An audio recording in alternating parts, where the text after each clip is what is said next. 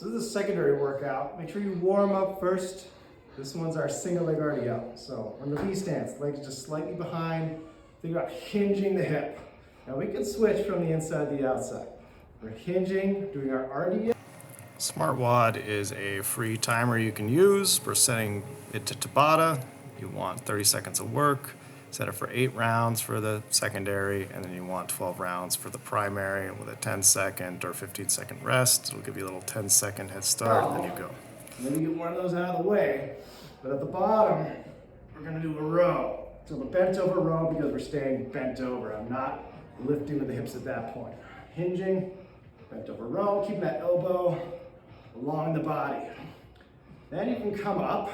You can even switch at that point, at the top of that RDL, and then hit the hip at a different angle, because the weight countering on the outer side, the lateral side is going to challenge you a little differently.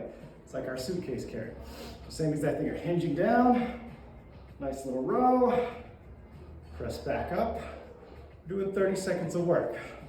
So 30 seconds on one side, 30 seconds on the other. If it's burning out, that timer hits the halfway mark, you can do the other side.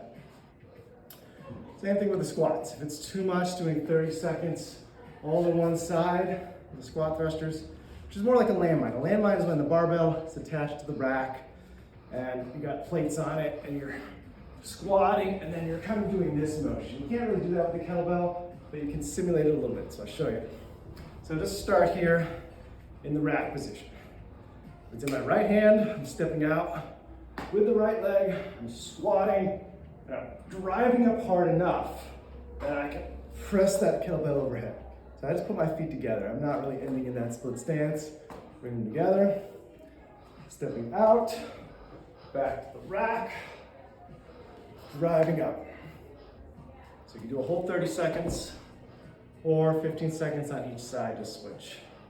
Give yourself that little break, do 4 rounds, switching back between the RDL and the row, and the squat thrust. Good.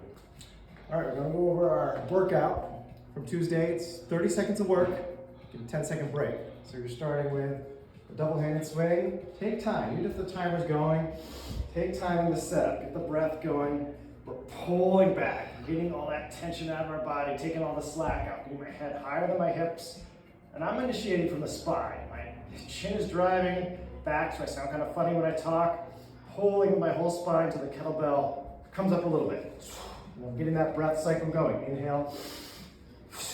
Inhale in the backswing. Getting momentum going, pressing hard. Trying to get that kettlebell to float a little bit. You should be almost be able to let it go. Every time that timer ends, little squat. You might get even for that 10 seconds. You don't have really time to stand up, so just reset. Take time here. This is a great position. Now we're doing the single hand. So same thing, same setup. What's great about the single hand is I can hinge a little deeper. I'm gonna rotate, so I can even start my hand in the corner of the bell, rotate it a little bit like that. So that thumb is gonna point behind me. Hinging, big breath in, pulling, switching hand to hand every time. Hinging those hips way back, looking down at the ground like you're trying to look over the edge of a cliff every time. Get a lot of power. Think about where we're going with the snatch. We're building up that ability to rack it and eventually snatch it. Try your other 2 exercises. If you can't get there, work on the double hand.